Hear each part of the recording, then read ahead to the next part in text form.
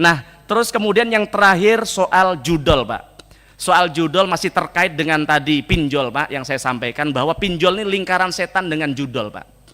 Yang ternyata setelah usut punya usut, ternyata banyak sekali orang yang terjerat yang mereka bergerak di bisnis judol ini ternyata orang-orang terdekat Pak Budi Ari begitu, Pak, di Kementerian Komdigi di periode sebelumnya.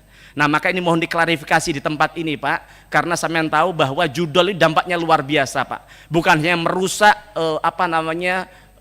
hubungan berbangsa, tapi bagaimana rakyat kita ini sekarang sudah kehilangan jiwa kemanusiaannya, Pak, orang yang terjerat judol ini, Pak. Yang mereka bahkan membunuh istrinya, kemudian menjual anaknya, bunuh diri dan sebagainya.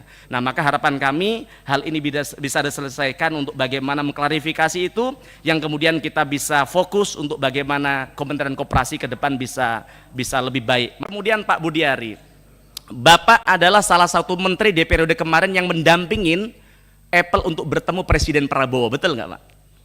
Nah, kemarin sedang ramai soal bagaimana Apple gagal investasi di Indonesia karena mereka minta tax holiday 50 tahun. Yang kemudian setelah ramai itu ternyata kemudian Apple menanggapinya dengan akan memberikan 10 juta investasi di Indonesia yang kalau saya jumlahkan hanya 157 miliar. Ini kan kacang, Pak. Kita ini bukan monyet yang harus dapat investasi sekecil itu begitu. Kalau memang main-main seperti itu sudah batalkan saja itu, Pak. Itu bukan hanya menghina bangsa kita, Pak. Itu menganggap kita ini orang dungu, bangsa yang tidak berpendidikan yang bisa dibodohin oleh mereka, Pak.